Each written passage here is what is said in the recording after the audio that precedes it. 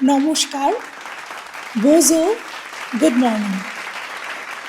I stand before you with solemn gratitude to the French conscience that still dares to question and to the city of revolutionary dreams that once dared to storm Bastilles.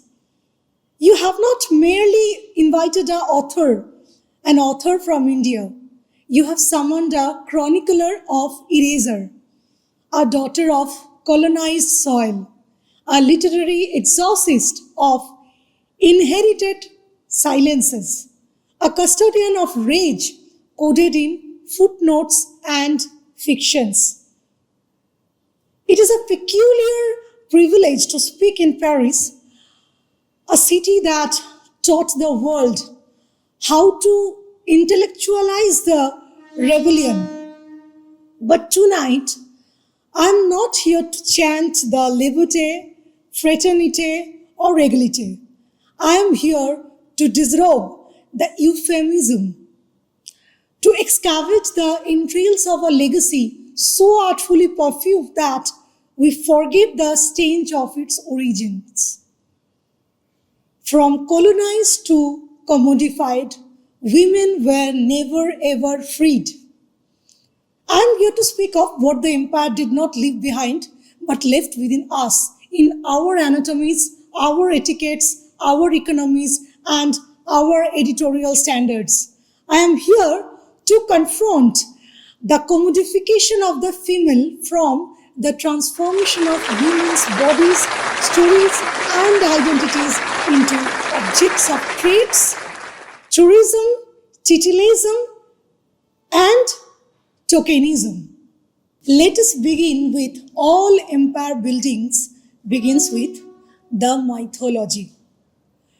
In our Mahabharata, a scripture so vast that it dwarfs even Homer, there is one character named Draupadi, born not from a womb but from fire, married to 5 kings together, yet owned by none, gambled away like livestock, dragged by her hair into a shobha filled with male gods, wise men, and mute monarchs. Her question still remained unanswered. Whom did you lose first, yourself or me? To the global north, Draupadi may seem mythological, but to us, she is genealogical. She is every woman who was told she must suffer with grace. She is the template etched into our collective marrow, just like our Ramayan's Sita. Exiled after proving her chastity, or Mandadari, wife of Ravan, the brilliant but silenced queen of Lanka. These are not stories.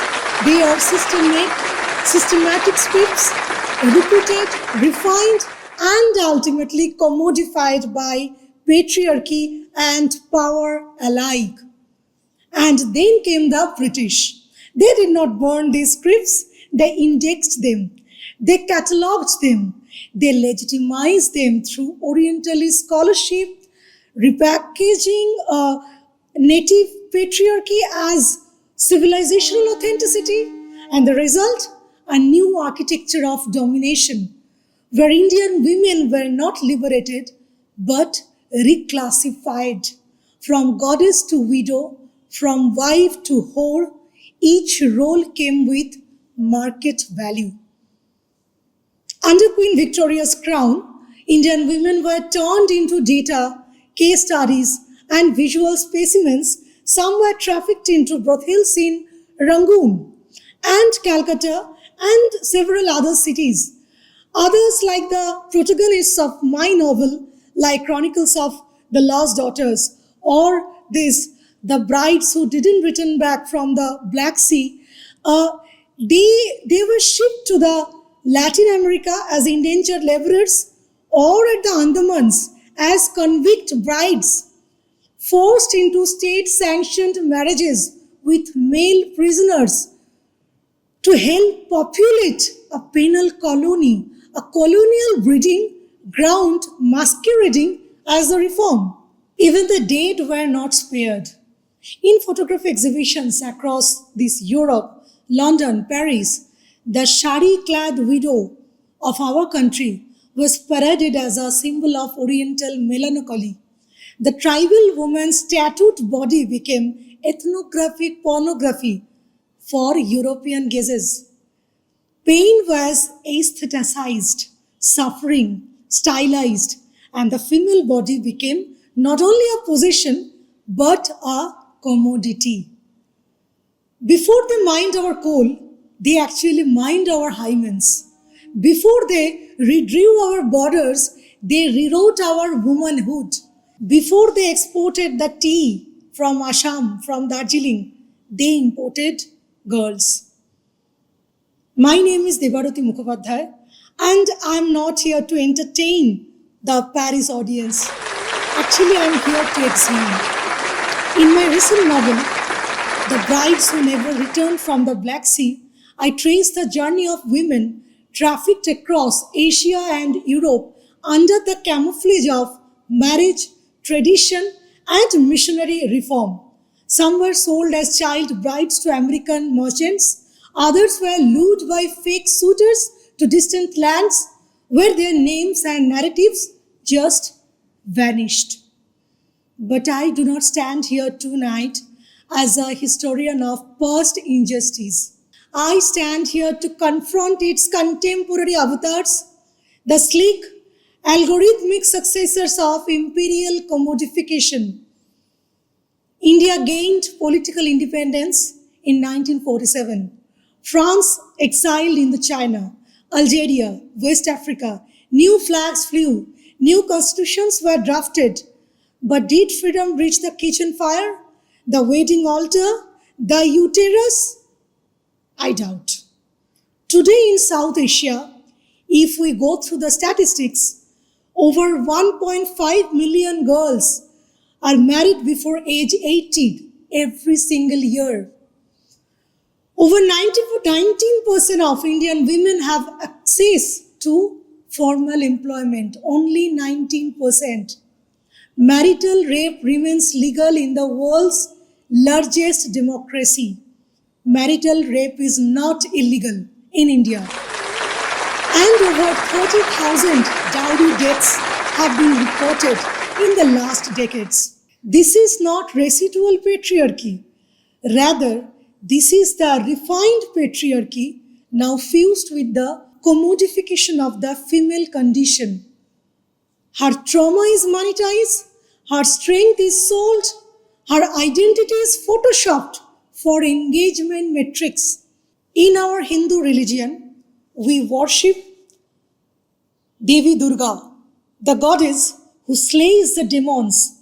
But tell real women not to be too angry. We immortalize Meera for her spiritual devotion, but demonize widows who seek second chances. We flood our Instagram with influencers wearing bindis, sipping turmeric lattes, while rural midwives delivering babies in darkness remain unnamed and unphotographed, unhashtagged. Empowerment has become an aesthetic, and aesthetics are the new shackles.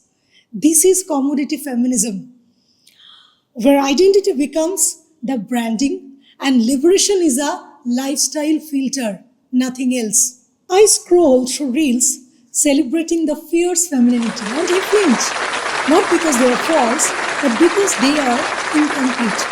The tribal girl's anklet become a Coachella accessory. The widow's ashes become avant-garde couture. The refugee's trauma becomes a coffee table book, and yet she gets no royalties. You tell me, do they get royalties? Can they claim any copyrights? This is not liberation. This is aesthetic colonization through commodification, where the language of choice is deployed by industries that profit off women's curated pain. Even feminism, our last sanctuary, is not immune. Whose feminism is funded? Whose trauma is televised? Whose body becomes a battleground for ideology and who are simply getting disappeared? In Paris, the city of Simone de Beauvoir, I ask all of you, are we truly amplifying the voices of the oppressed, or are we just redressing them in palatable prose, caption-ready grief and recycled outrage? As for me, I am no politician. I do not storm our parliaments in India or wherever. But I am a novelist. And the novel, when written in truth, is an act of insurrection. It disorients propaganda. It revives the forgotten. It corrupts the colonial record. I write to remember Kamala. Presently, I am working over her. Kamala was the 16 years old girl shot dead at Silchar railway station in our Assam, India in 1961 for demanding her mother tongue as the language of education. Our Bengali language education for which she fought. And she is till now, not till now, but she is the first woman language martyr in the world. I write for the woman who refused to self-immolate on her husband's pyre in Sati. I write for the housemaid who reads borrowed books by moonlight after weeping corporate blood off the bathroom floor. I do not write to inspire. I write to interrupt the society, to interrupt your ease, your echo chambers, your comfortable feminism. I do not write for applause. I write to resurrect the erased. In my novel, Chronicles of the Lost Daughters, I conjured women who had been systematically denied both history and humanity. In my latest novel, The Brides Who Never Returned Back from the Black Sea, the women in the novel were not queens or courtesans or any beautiful ladies. These were mothers, blood and sweats, fulfilled, rebels, child widows, and indentured laborers, snatched from the rice fields of Bengal and hauled across the oceans of the world. Some were dispatched to the Andaman Islands as convict brides. Some were dispatched to the Andaman Islands, as I was mentioning earlier already, the penal colony of British Raj, as convict brides, branded criminals for resisting child marriage or property disposition, and forced them to marry violent men in penal colonies. Others were shipped under colonial indentured to British Guiana, Suriname, and Trinidad, and they were under contracts written in languages they even could not read, to work in sugarcane plantation and die unnamed. They were told they were going to Tapovan, a forest of purity. What awaited them was bondage, assault, and burial without even the last rites. And remember, that time already half a century has been passed after the Slavery Act was abolished. And yet they survived, not just biologically, but mythically. They survived in the pages I wrote. I gave them names when history gave them numbers. I tried to give them agency where empire gave them shackles. I tried to give them fire when society demanded silence. They are not passive. They are not ornamental in my novels. They are not defined by their trauma, or they are not defined by their beauty, but by the ferocity with which they outlived it. In my novels, the woman is never a muse, never a decorating item. Rather, she is the maker. She is not a victim in need of rescue. She is the one who turns famine into ritual, rape into resistance, grief into scripture. These women, born in fiction but forged from fact, stand at the crossroads of memory and rebellion. They are the anti-Draupadis. They will not wait for divine intervention. They will rise, they will speed back the history, and they will rewrite it in blood if the ink fails. So I ask you, all the audiences here present in the City of Lights, what is the liberty to a woman who cannot love without shame? What is equality if she must choose between motherhood and autonomy? What is freedom if it still demands performance, purity, or palatability? If we are serious about decolonization, let us begin by decolonizing the commodified female form. Even today, remove from her the burdens of modesty, marketability, and metaphor. Let us cease to confuse nudity with agency. Let us stop selling silence in sequined packaging, vulgarity in very much colorful objects. Let us retire the romanticism of our suffering. And above all, let us listen. To the grandmother who swallowed famine and fed revolutions, to the daughter who fell into a dowry fire and rose as folklore, to Kamula, the main character of my novel, currently in which I am working on. The novel name is The Old Man Who Carried Bombs and His Dying Love.